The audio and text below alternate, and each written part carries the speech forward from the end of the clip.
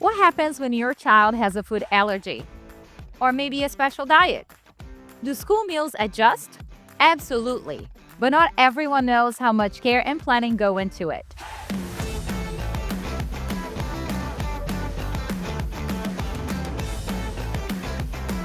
Welcome to School Food for Thought, the official podcast of the School Nutrition Association. In this special season, we're diving into the truth behind school meals, looking at some of the biggest myths out there and setting the record straight. Today's episode is all about dietary needs and how schools are rising to meet them.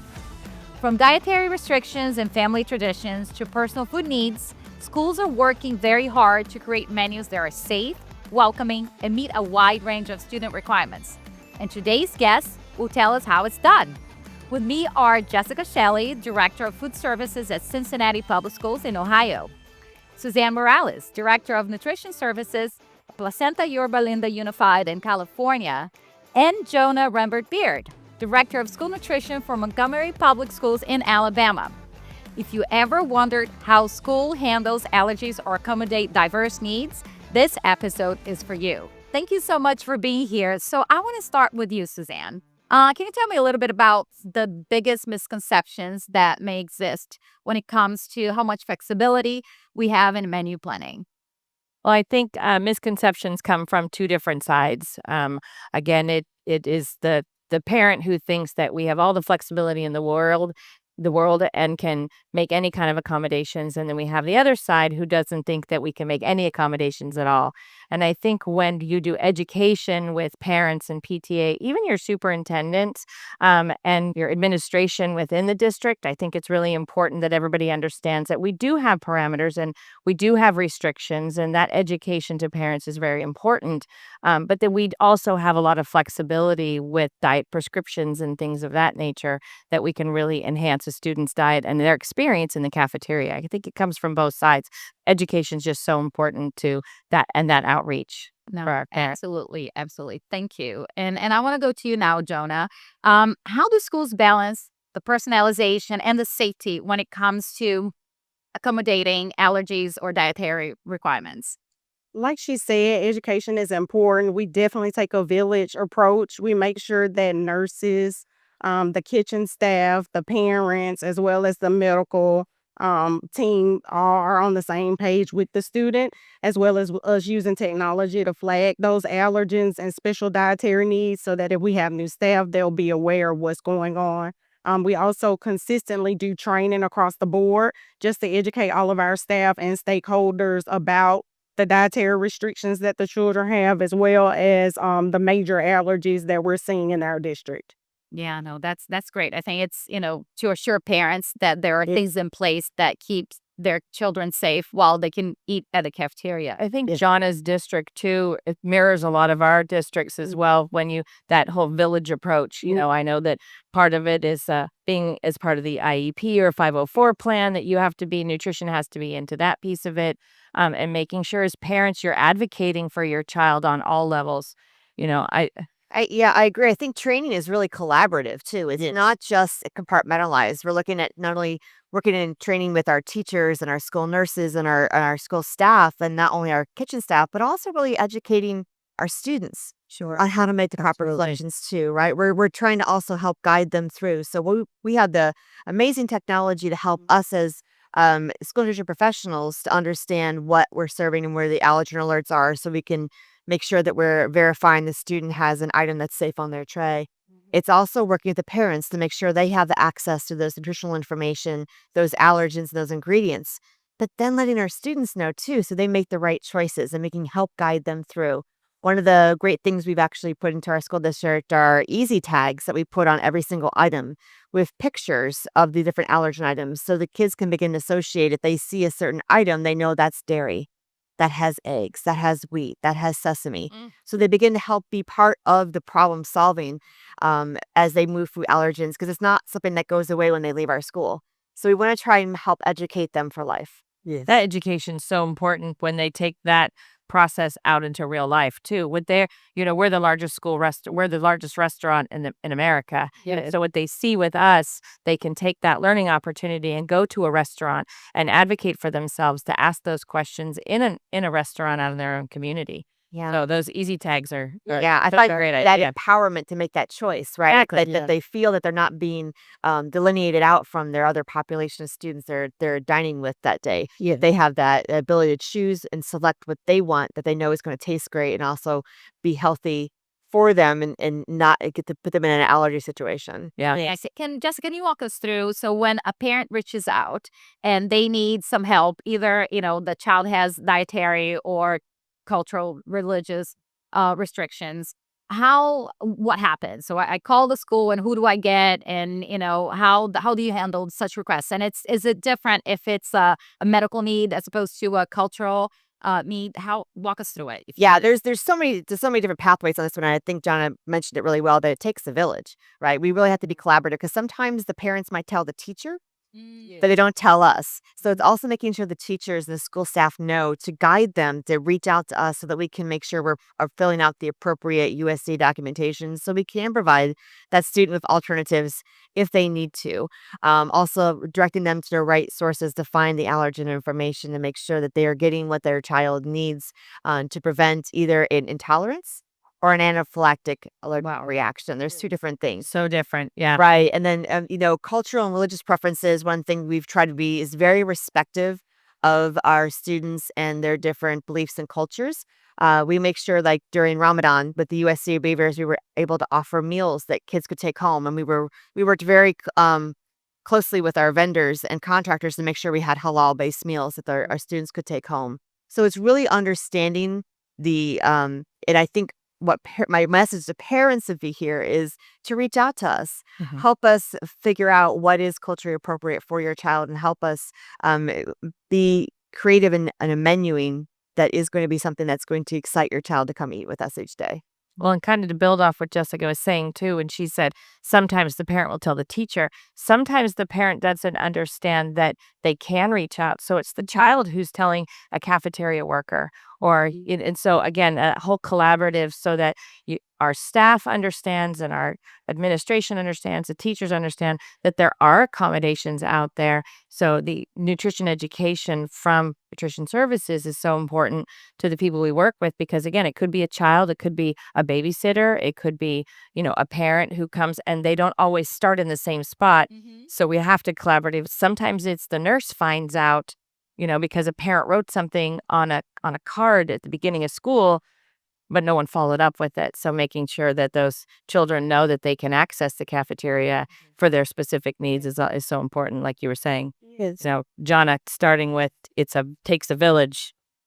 Yeah, it really is. Like Jessica was saying, you never know what the point of entry will be. It could be the nurse, it could be the teacher, it could be the cafeteria worker, and how do you kind of like document that? And I think it's also very important to educate the child because I think one common thread that we've seen in the conversations we had in this podcast is that there's talking about misconceptions. There's a big one that education happens in the classroom when everywhere in that building and beyond. And when it comes to nutrition, a lot of that happens in the cafeteria and nutrition, knowing what's good for you, but in terms of how to advocate for yourself, right? Because food's everywhere. And you're going to be in situations as, somebody who has a restriction or something that you have to know how to navigate that and having the support in the school and the cafeteria, to, like you said, you have little symbols that kids can, kind of like learn and as they grow and kind of like, because in the beginning, a lot of it's on the parent. But then as they, move through elementary, middle school, and by the time they get to high school, they have to be that person that will advocate for themselves. Well, and it's scary for a parent a lot of times too. They've had that control at home. They send their child off to school and they've now given somebody else control. And so they need to have that comfort level also. We have a saying in our district that the cafeteria is the very first nutrition classroom. And so how do we make sure that our children understand their choices and the signage is so important to advocate for themselves because mom or dad or, grandma's not sitting next to them, helping them make those choices. So really being able to advocate for children and having them learn to advocate on their own and ask for those things You talk about point of entry. We've actually had point of entry be a noon duty aides, our lunch, monitors out in the they need to be part of the same conversation because they need to know everybody needs to know how important it is because we've had issues with, anaphylaxis by a mistake or something of that name. Maybe not a mistake even on nutrition services, but Susie sharing with Joey, Oh, wow. Yeah. in the classrooms and or, out at the lunch tables. Yes, yes. And Jonah, how do you communicate those risks, right? Because Yes. the peanut-free tables are not a Mhm. thing anymore. How does that get navigated in the cafeteria? I think it's important to use technology as an ally. So, of course, we're always using social media just to educate our students and our parents about what's available. But also, like you said, in house, we want to make sure that the staff are trained. We use signage, we use the POS to flag things and of that nature. And then, of course, we just kind of have signs around the table just letting you know what the allergens are, just so they'll be aware. So it's a complex thing, but it's definitely something that can be addressed from all angles. You just have to make sure that you're tackling each one. So Yeah, absolutely. yeah. Yeah, and I think some of the training actually happens also behind the serving line back into the kitchen. Yeah. I think that it's important to note that I would, as a former health department inspector in my former life before I joined the school district, I will tell you that schools are the cleanest kitchens that I have ever seen. Oh, wow. And the amount of time and attention and detail we put into making sure our kitchens are clean is just paramount. And I think that also ties into our to allergen concerns parents might have because we are so dedicated to making sure we're preventing things like cross contamination. So when we are preparing certain items, we are ensuring that they are separated and kept distinctly away from other items that could present a cross contamination allergen. So if I'm saying to a child, this item does not have sesame in it, it has not been around an item that's been prepared with sesame and possibly cross contaminated through either cutting boards or knives or improper glove uses. We are really putting the focus on food safety behind the kitchen as much as we are for education in front of the kitchen. Absolutely. Wow, we forget that. And it's every little detail, I want to make a little bit of a pivot here and go into the culture part. And Jessica, you are at a very large district, a very diverse and multicultural district. So how do your schools incorporate those, traditions and dietary preferences into menu planning? Yeah, so I think the best thing I think we've ever done is actually stop and listen to our students. And they will tell us where we need to be more respectful and culturally appropriate. My Latina population has been an amazing group to work with as they've educated me on different items that we've been able to introduce across the district and create excitement from pupusas and different items that you don't typically would see in Cincinnati. The famous quote that Mark Twain used to say is, "I hope when the world ends, I'm in Cincinnati because everything happens there 10 years later." And that's kind of true because we are kind of the last people who actually try new things. Things move in from the coast that are trends. But so I really rely on my kids to help me figure out what trends are the newest ones upcoming that they're seeing that they want to have reflected in their lunchrooms. One of our biggest success stories has been we've done a complete vegan menu and a Wow. complete vegetarian menu in all of our schools. And that has been something that it might be a select few because, again, Cincinnati, overlap, but those few feel heard. They feel appreciated, they feel welcomed. And so that's been something that we've really taken some pride into is developing those menus. And those vegan menus and vegetarian menus we've found have also served a dual purpose and helping with some of our kids who can't have certain allergens. And so those menus then become almost it's definitely not a clean.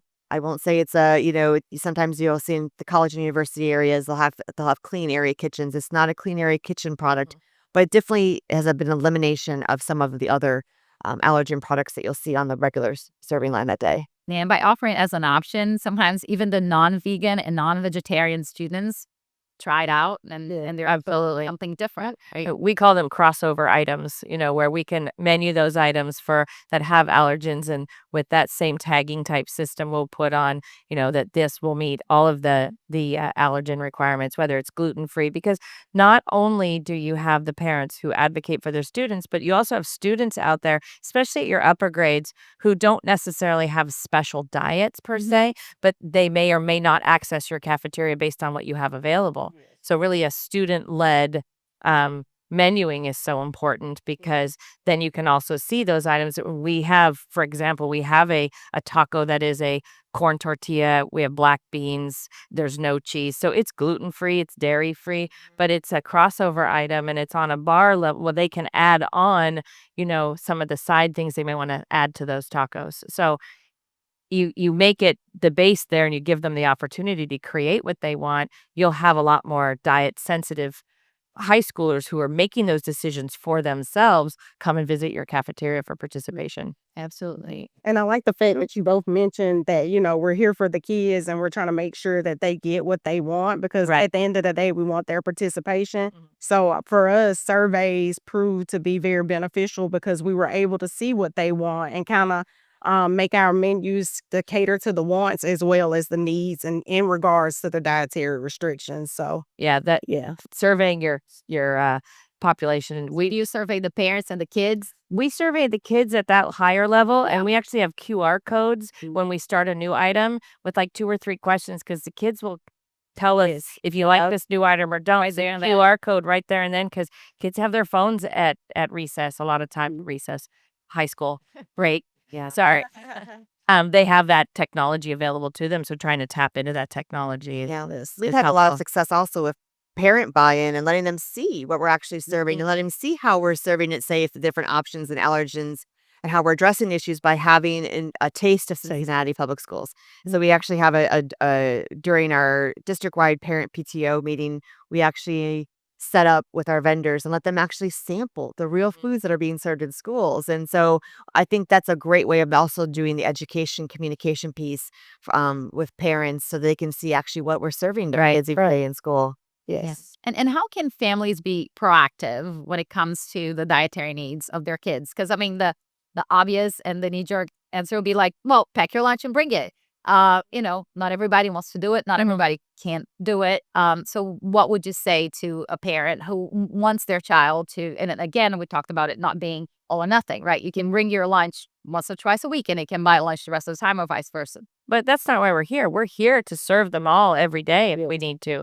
And so we do want to have that collaborative effort. But parents really, they can contact nutrition services. We have an extensive website, but it's up to us to make sure we're marketing that website also. And we have a meal accommodations page on how they can, interact with nutrition services for that. But parents do need to be advocates, and it's important they do contact.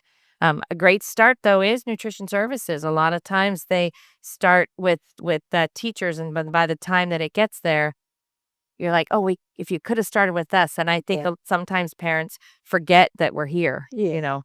I think communication is just the major theme of everything, just making sure that they notify us and tell us what we need to do to make sure that our students are fed. So communication is important from all angles, whether it's a phone call, or email, or you go on our website because we have a dietary page as well where they can fill out the form if they have special needs for their kids. Just encouraging that communication piece is important. Yeah, we had a really good story written by a student, a high schooler, and the made an issue of School Nutrition magazine. And he really wanted to eat the salads in the cafeteria, but he was, afraid of the dressing. And so he wanted labeling, right? So he's like, I need to know what I can and cannot eat.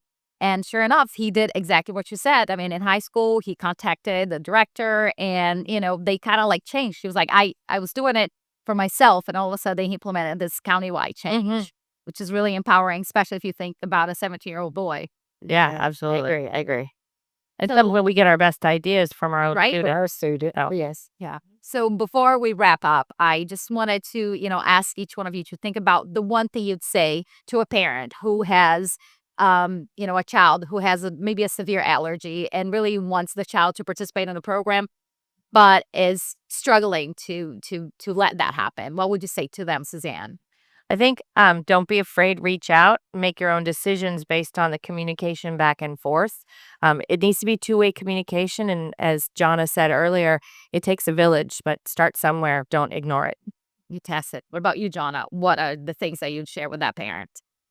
Don't be afraid to communicate again. We want the best for your child just as you do.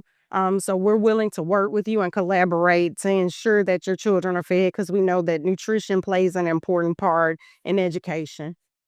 Yeah, we're excited to work with parents. We want to have their kids feel invited and welcomed and have a great dining experience with us. And so I think that I would always encourage every parent, reach out. That's what we're here for. That's what we want to do. Yeah. Right. And although we might have 25,000 students, we know they only have one child there that has that allergy. And we take that sensitivity very Yes, important. And I think we do. we all are in the same boat for that. We all want to feed kids. Yeah, I think it's about the partnership, right? And I think you mentioned it is the trust, right? You have that child under your control, and then they go to school, and then you're just like, now I'm not there, and what's going to happen? But parents need to remember that our cafeteria leads and things, they consider these are our children. When you talk to any of your cafeteria leads or managers, they say, these are my kids. And so they take just as good a care as a lot of parents, want them to be taken care of as well. So, Yeah, well, thank you so much for being here. Thank you, Jessica, Jonna, and Suzanne. It's been wonderful. Thank you very much, everybody. And next up, our next episode, we're diving into milk, dairy, and how it all fits into school nutrition. Thank you. thank you.